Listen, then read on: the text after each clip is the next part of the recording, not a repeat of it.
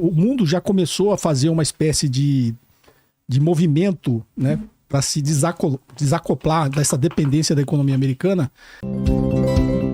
desde que os Estados Unidos impôs uma sanção para a Rússia, né? Enquanto ele impôs sanção para a Venezuela, para o Afeganistão, o mundo via, obviamente, não via isso com bons olhos, mas aplicar uma sanção numa potência como a Rússia é diferente.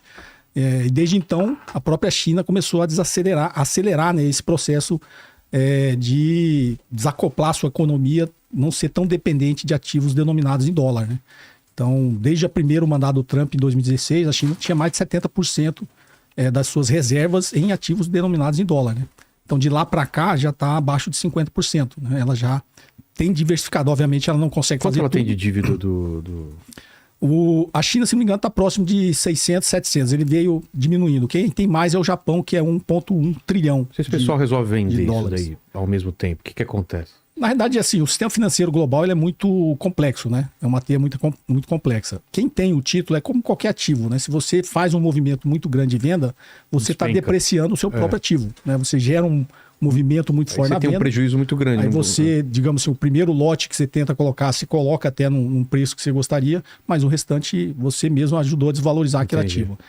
E o mundo precisa, porque a dívida americana ainda é a maior parte do colateral de todas as operações de crédito que são feitas no sistema financeiro global. Então não é tão simples assim esse processo, mas a China vem fazendo de forma estratégica e pacientemente vem fazendo aos poucos. Obviamente, como eu disse, ela ainda precisa ter ativos denominados em dólar, porque não é com todos os países que ela consegue fazer negócios bilaterais nas moedas nacionais desses países, né? Então, se fosse imagina, ela está fazendo um negócio com o Zimbábue.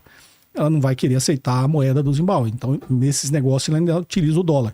Mas com grandes nações, a China já tem feito, né, esses negócios bilaterais na moeda dos próprios países. O euro, o que mais? Isso, então o próprio Irã, a Rússia, né? Então, o próprio Brasil, nesse viagem que o Lula fez, né, eles ampliaram esse acordo para utilizar não só as próprias moedas, mas ampliar a utilização de swap cambial, né, na moeda desses países. Então, são movimentos que a China fala, bom, nessa porção das minhas transações internacionais eu consigo desacoplar, mas na grande maioria ela ainda precisa utilizar o dólar, né, até para a própria segurança dos negócios para a China. Mas, voltando, né, como ela atacou a Rússia, ela acelerou esse movimento das grandes nações, né, das grandes economias, de preocupação. Você atacou a China, atacou a Rússia, né, fez uma sanção na Rússia, por que não faria comigo? É o que está acontecendo com o Brasil agora, né? Quando você começa a impor sanções numa potência na América Latina, que é a maior potência da América Latina é o Brasil, isso também levanta suspeita em outros países. Então, na verdade, o que o Trump está fazendo é acelerando esse processo de declínio do Império Americano, né? Porque, naturalmente, ele faz com que esses blocos, como é o BRICS, né, tente se consolidar e se fortalecer cada vez mais como um bloco contra-hegemônico ao sistema imperialista americano. Ele está tendo um resultado diferente do que ele imagina que ia ter. Em vez de conseguir um ganho e colocar medo nos outros países, ele está dando um recado assim, vocês têm que se organizar, porque senão eu faço o que eu quero. Porque a Argentina, por exemplo, a Argentina é tarifa zero porque não tem objeção nenhuma em relação à política dele. A economia argentina é dolarizada, né? Já é dolarizada. Eles não têm soberania monetária nenhuma, apesar de eles tentarem vender isso e todos esses planos do Milei. A Argentina é uma economia dolarizada, completamente dependente do dólar. O que significa uma economia de um país ser dolarizada? Você não tem controle? Não, porque o próprio cidadão argentino prefere aceitar o dólar do que o peso, né? Então, acho que eu estava conversando, acho que eu comentei com o Elias, eu jantei ontem com o professor Luiz Gonzaga Beluso, ele estava falando que ele vai na Argentina, e é engraçado o argentino, né? Ele falou assim, ele foi pagar com peso, aí a pessoa no comércio falou assim, o senhor não tem dólar? Ué? Aí ele pagou com dólar e ela deu o troco em peso. Putz. Então assim, o argentino prefere o dólar do que a própria moeda do país. Então isso é um sinal que o país não tem soberania monetária, né? É completamente dolarizada e dependente. Quando você não tem a soberania monetária, a sua política monetária também não é autônoma. Então você tem muito poucas ferramentas econômicas para conseguir administrar a economia do próprio país, né? Então essa submissão do Milei é só por causa disso, né? Então, assim, o movimento que o mundo tem feito e os Estados Unidos têm feito, se fosse fazer uma analogia simples, né? Ele é o valentão da escola, né? Aquele menino grandão, o valentão, que sempre bateu em todo mundo sozinho, aí a galera começou a se unir, né? E ele precisa continuar separando as pessoas para tentar pegar no mano a mano, né? Cada um por si. Mas o mundo já notou isso, que precisa... E a China a ascensão da China veio como essa alternativa, né? Seria, sei lá, aquele coleguinha que luta Kung Fu, né? O coleguinha que falou, ó, se junta comigo aqui, a gente vai pegar esse bobão aí. Então, mais ou menos, acho que é isso que está acontecendo. Elias, então vamos falar de China. A gente pode começar por onde para a gente entender o que é a China? É um dos países que a gente menos sabe, que menos entende. Tem gente que fala que é comunista, tem gente que fala que é capitalista. Eu quero entender a China e o lance da democracia, ditadura ou regime. O que é? Vamos começar por onde pela China? Bem, eu começo dizendo que, primeiro, a China é uma civilização de 5 mil anos. É um Estado nacional que tem 2.200 anos, ou seja, quando Jesus Cristo nasceu, já existia a China, enquanto Estado nacional organizado. O concurso público na China já existe há mais de 1.500 anos, ou seja, esse Instituto do Concurso Público, né, que nós aqui no Brasil existe há algumas décadas, vamos dizer assim, na China já existe há 1.500 anos, ou seja, 1.500 anos. O Estado ele seleciona na sociedade os seus melhores quadros para governarem o Estado, para serem servidores públicos. O comércio na China, o primeiro registro de comércio na China, de troca comercial, tem 3.600 anos, ou seja, enquanto a gente foi, já voltaram 10 vezes em matéria de comércio, eles já fazem comércio há mais de 3.600 anos.